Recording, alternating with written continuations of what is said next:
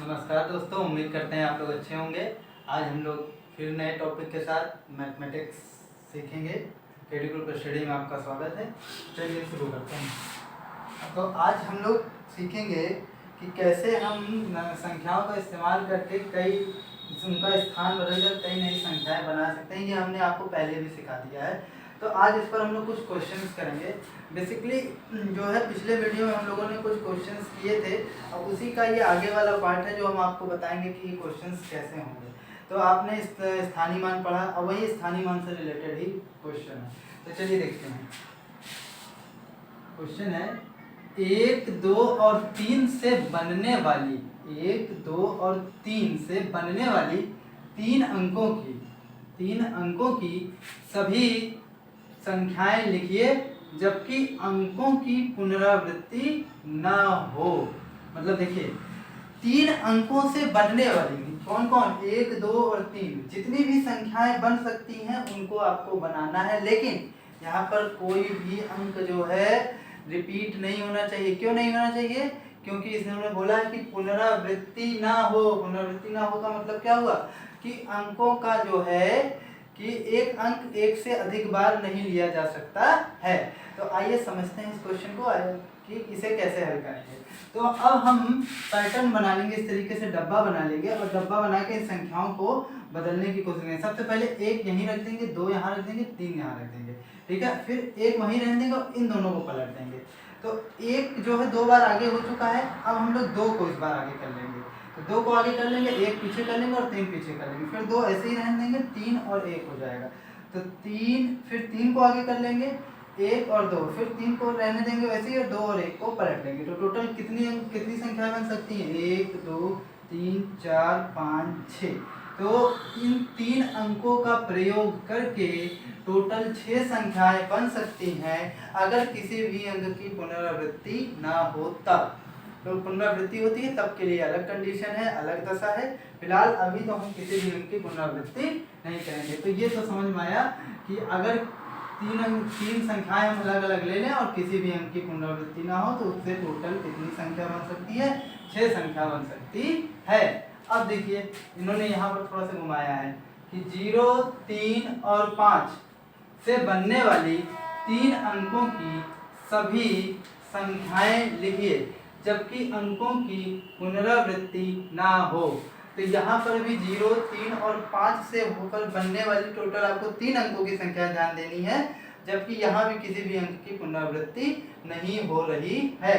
तो सबसे पहले वही काम, 0 को आगे किए, 3 और 5, फिर 0 को वहीं रहने दिए, 5 आगे कर दिए और 3 पीछे कर दिए, फिर 3 को आगे कर लिए, 0 कर लिया और फिर 5 कर लिए, फिर 3 और फिर इन दोनों को पलट लिया। इस बार हमने 5 आगे कर लिया, फिर 0 और 3, फिर 5, 3 और 0।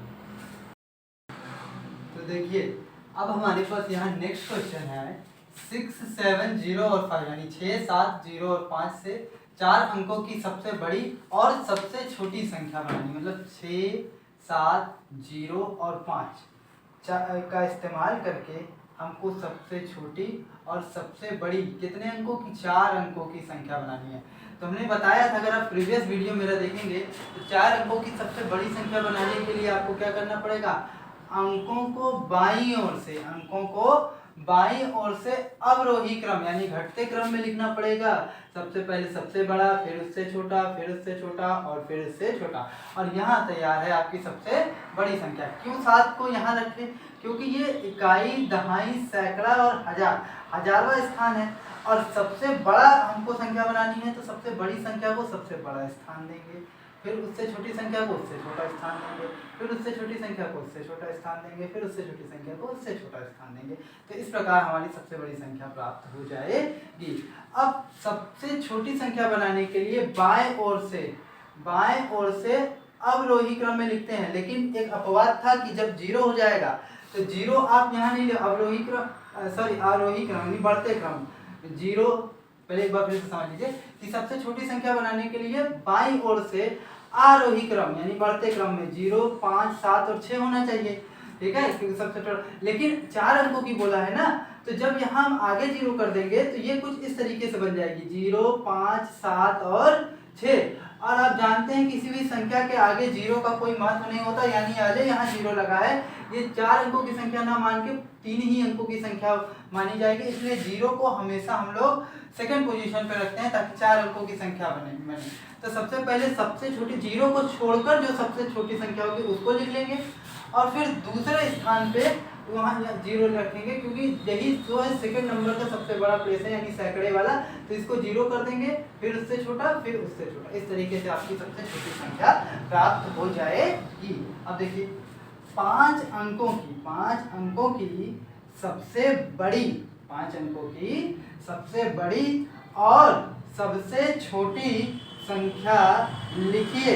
तो सबसे बड़ी संख्या आप जानते हैं 1 2 3 4 5, 5 बार लिखेंगे, और सबसे छोटी संख्या लिखने के लिए 5 अंकों की आप 1 लगा के 1 2 3 4 0, मतलब जितने भी अंक की पूछे, अगर 6 अंक की पूछेगा तो आपको 1 लिख के 5 0 लगाना है छोटी संख्या में, ठीक है। अब देखिए नेक्स्ट क्वेश्चन, 5 3 2 और 1 में प्रत्येक अंक का स्थानीय मान लिखिए। तो 5 3 2 1, 5 गुणे इसका मतलब कौन सा स्थान है, 1 2 3 4, यानी इकाई दहाई सैकड़ा हजार, हजारवा स्थान, इसलिए 5 गुणे 1000।